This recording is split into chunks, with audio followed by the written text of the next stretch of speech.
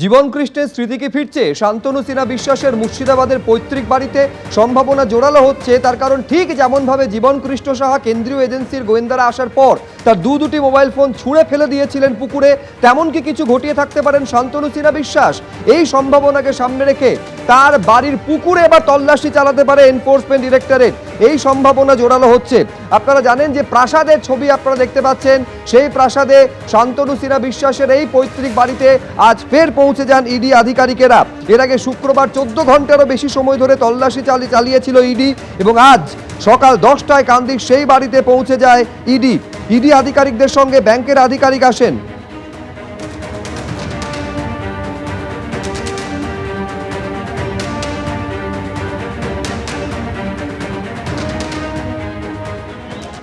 শান্তনু সিনহা বিশ্বাসের প্রাসাদ প্রমোদ যে বাড়ি রয়েছে সেখানে এই মুহূর্তে ইডি তল্লাশি চালাচ্ছে, এবং সব থেকে বড় যেটা রহস্য, সেই বাগান বাড়ির মধ্যে রয়েছে একটি পুকুর, এবং এই পুকুরকে ঘিরেই কিন্তু রহস্যের দানা বেঁধেছে।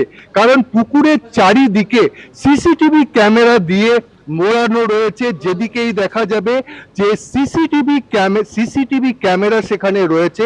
প্রায় 7টি মতো ক্যামেরা দিয়ে এই যে ছোট্ট একটি পুকুর সেটাকে কিন্তু সম্পূর্ণ ঘিরে রাখা হয়েছে, এবং যেটা সূত্র মারফত জানা যাচ্ছে যে এই শান্তনু সিনহা বিশ্বাস কিন্তু কলকাতায় বসে বা অন্য কোথাও বসে তার মোবাইল থেকে এই পুকুরের ওপর নজরদারি চালাতো।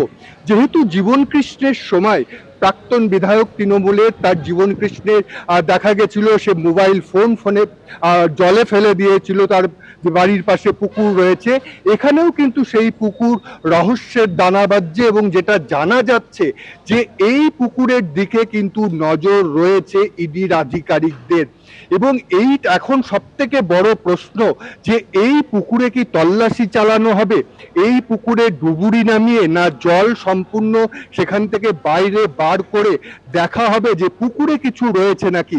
কারণ নানান প্রশ্ন কিন্তু এই সিসিটিভি ক্যামেরা যেভাবে লাগানো রয়েছে তাতেই কিন্তু এই প্রশ্নগুলো উঠছে। একেবারে পুকুরের যে ঘাট আমরা দেখতে পাচ্ছি সেই ঘাট একেবারে সুন্দর করে বাঁধানো রয়েছে, এবং ইডি আধিকারিকদেরও দেখা গেছে এবং পুলিশকেও বারবার দেখা যাচ্ছে এই ঘাটের সামনে আসতে, ছবি তুলছে, সেটাও কিন্তু বারবার করে দেখা যাচ্ছে।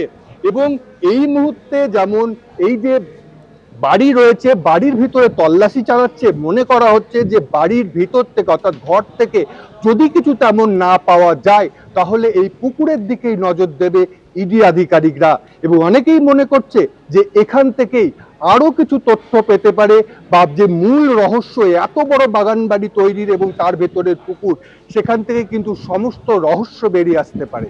ফলে যাবতীয় কৌতূহলের কেন্দ্রে রয়েছে এই পুকুর। সত্যিই কি পুকুরের ভেতরে কিছু লুকোনো রয়েছে?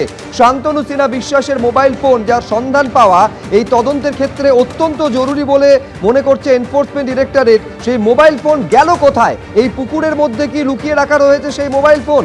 এই প্রশ্নের উত্তর খুঁজতে কিন্তু পুকুরেও তল্লাশি চালাতে পারেন ইডি আধিকারিকেরা, সেই সম্ভাবনা জোরালো হচ্ছে। সরাসরি কথা বলবো, রানা দাস আমাদের প্রতিনিধি কান্দি থানার সামনে থেকে রয়েছেন। প্রশ্নটা এইখানে জোরালো হয়ে যায়, তার কারণ এটা যখন দেখা যায় যে একটা পুকুরকে একাধিক সিসিটিভি দিয়ে মুড়ে ফেলা হয়েছে, তার মানে কি এমন থাকতে পারে এই পুকুরের মধ্যে যার জন্য টানা নজরদারি এই পুকুরের জন্য শান্তনু সিনহা বিশ্বাস এবং তার দলবল চালাতো? প্রশ্নটা উঠছে রানা।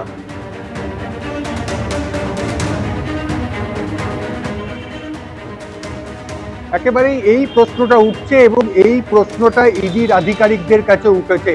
আর সূত্র মারফত জানা যাচ্ছে যে ইডির আধিকারিকরা শুক্রবার তারা প্রথমে এসেছিল, তারা প্রায় 12 ঘন্টা মতো তল্লাশি চালায়, এবং আজকে দেখা যায় যে সকালবেলাতেও এই বাড়িতে আসে, অর্থাৎ শান্তনু সিনহার যে বাড়ি রয়েছে সেই বাড়িতে তারা আসে এবং সেখানে তল্লাশি চালায়, এবং তাদের নজরে পড়ে এই পুকুরটি। এবং যে কারণে এই পুকুরটি সব থেকে বেশি নজরে আছে যে এই একটা ছোট পুকুর, সেই পুকুরকে ঘিরে 7টা সিসিটিভি ক্যামেরা তার চারদিকে লাগানো রয়েছে, এবং সেটি মনে করা হচ্ছে মোবাইলের মাধ্যমে।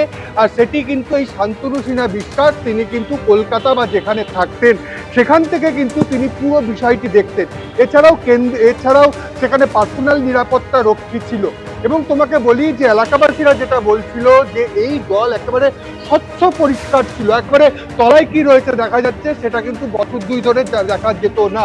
এবং বাড়িতে দুদিন তল্লাশি চালিয়ে, এই যে প্রাসাদোপম যে বাড়ি, সেই বাড়িতে তল্লাশি চালিয়ে কিছু কাগজ নথিপত্র পেয়েছে, কিন্তু ফোন যেটা খোঁজা মূলত তাদের উদ্দেশ্য সেটা কিন্তু পাওয়া যায়নি। সেখানে এই যে জীবন কৃষ্ণের যে অঙ্কটা সেটা কিন্তু মিলে যাচ্ছে, সেখানে সেই একই পুকুর দেখা যাচ্ছে এবং যে বিল্ডিং রয়েছে আর তার পাশেই পুকুরটাই, সেই পুকুরে কোনো রকম ফেলে দেওয়া হয়েছে নাকি, কোনো তথ্য প্লাস্টিকে মুড়িয়ে রাখা হয়েছে নাকি, কারণ পুকুরের জল একেবারেই ঘোলাটে রয়েছে, সেই কারণেই কিন্তু সেখানে তাদের নজর রয়েছে। কিন্তু আজকে সেই রকম ভাবে ইনফ্রাস্ট্রাকচার নিয়ে তারা আসেনি যে পুকুরে তারা কাউকে ডুবুরি নামাবে বা পুকুরের জল সেখান থেকে বার করবে, সেই রকম ব্যবস্থা ছিল না। কাঁদি থানার পুলিশ সেখানে ছিল, আমরা দেখতে পাচ্ছিলাম পুলিশ যেমন ছিল, কেন্দ্রীয় বাহিনীর জওয়ানরা ছিল, তাদেরও পুকুরের সামনে দেখতে যাওয়া যায়, ছবি তুলতে দেখা যায়। অর্থাৎ এই ছবি তুলে নিয়ে হয়তো ইডি আধিকারিকরা তাদের যে উচ্চ পর্যায়ের আধিকারিক রয়েছে তাদের সঙ্গে দেখাবে, তাদের সাথে কথা বলে এর কিন্তু আসতে পারে এবং এই পুকুরে কি রয়েছে, কোনো রহস্য লুকিয়ে রয়েছে নাকি, এই পুকুরের থেকেই কিছু পাওয়া যায় নাকি সেটা তারা দেখবে। অন্যদিকে ইডি আধিকারিকরা কাঁদি থানাতে আছে এবং সেই যে বাড়ি, সেই বাড়ির চাবি কিন্তু কাঁদি থানার হাতে তুলে দিয়ে তারা কলকাতার উদ্দেশ্যে রওনা দিয়েছে। ধন্যবাদ রানা।